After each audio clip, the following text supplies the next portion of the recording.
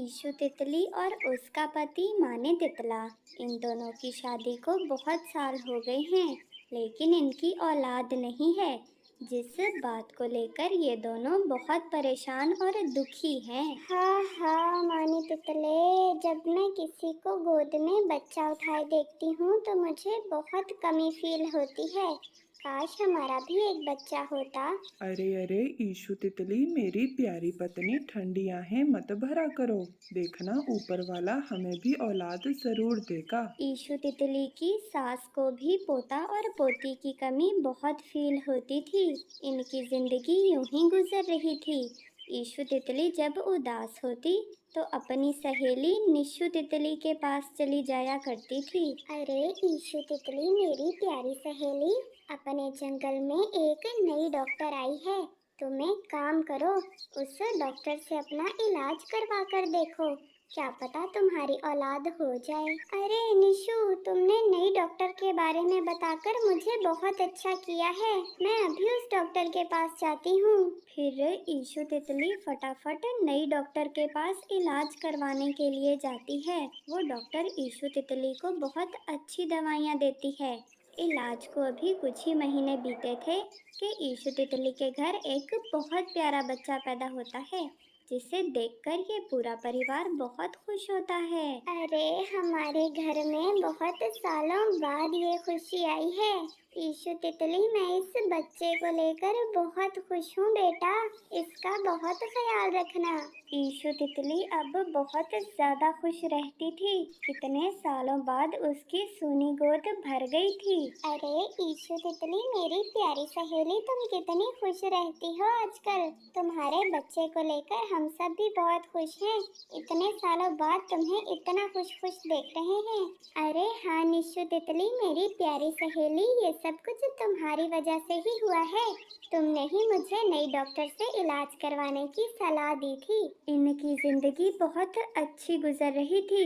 फिर एक दिन ईशु तितली अपने पति मानी तितले से कहती है, अरे मानी तितले, जब से बच्चा पैदा हुआ है हमने तो उसको घर में ही रख लिया है। हम तो उसको बाहर हवा लगवाने के लिए लेकर ही नहीं गए। चलो आज हम उसको बाहर लेकर चलते हैं। वो बाहर की आबो हवा देखेगा तो तरोताजा हो जाएगा। हाँ ईशु, तुम बिल्कुल ठीक कह रही हो मेरी प्यारी पत्नी। हमें बच्चे को बाहर घुमाने फिराने लेकर जाना चाहिए, ताकि वो तरोताजा हो जाए। फिर ईशु तितली और मानी तितला अपने बच्चे को बाहर सैर कराने ले जाते हैं। बाहर मौसम बहुत अच्छा था। बच्चा बहुत खुश हो रहा था। अरे मानी तितले, बहुत अच्छा किया हमने जो आज बच्चे को बाहर लेकर आए। देखो कितना प्यारा मौसम है, कितनी ठंडी हवाएं चल रही हैं। हाँ ईशु तितली मेरी प्यारी पत्नी, तुम बिल्कुल ठीक कह रही हो। अच्छा, तुम थोड़ी देर बच्चे को अकेले संभालो, मैं जरा वॉशरूम से होकर आता हूँ। पास ही एक बहुत डरावनी गुफा थी, जिसमें एक शिकारी मकड़ी रहती थी। वो ईशु तितली और मानी तितले की सारी बातें सुन लेती है। अरे वाह, तितली अपने बच्चे के साथ अकेली है। मैं जाकर तितली से आसानी से बच्चा छीन लूंगी।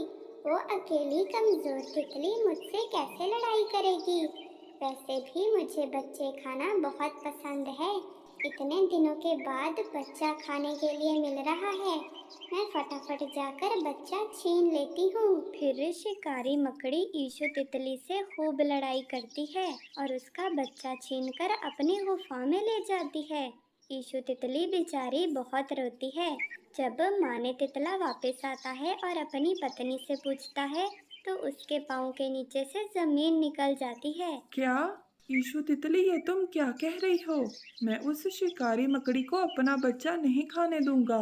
चलो हम महाराजा के पास जाते हैं और उन्हें सारी बात बताते हैं। फिर वो दोनों पति पत्नी जंगल के महाराजा के पास जाते हैं और उन्हें सारी बात बताते हैं। अरे इस शिकारी मकड़ी ने तो जंगल के सभी लोगों के नाक में दम करके रखा है।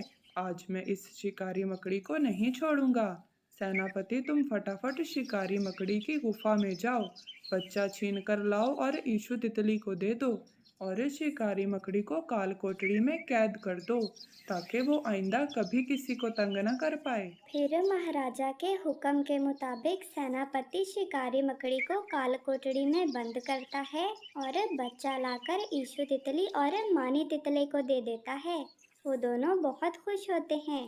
फिर वो बच्चे को लेकर अपने घर चले जाते हैं। अरे शुक्र है हमें हमारा बच्चा वापस मिल गया, नहीं तो हम सब जीते जी मर जाते। और फिर वो सब हंसी खुशी जिंदगी बिताने लगते हैं। प्यारे दोस्तों, अगर आपको तितली की अच्छी अच्छी कहानियाँ देखनी हो तो हमारे चैनल को सब्सक्राइब कर लें। हम अपने चैनल पर तितली की बहुत अच्छी कहानियाँ लाते हैं। आप सबके देखने का बहुत शुक्रिया।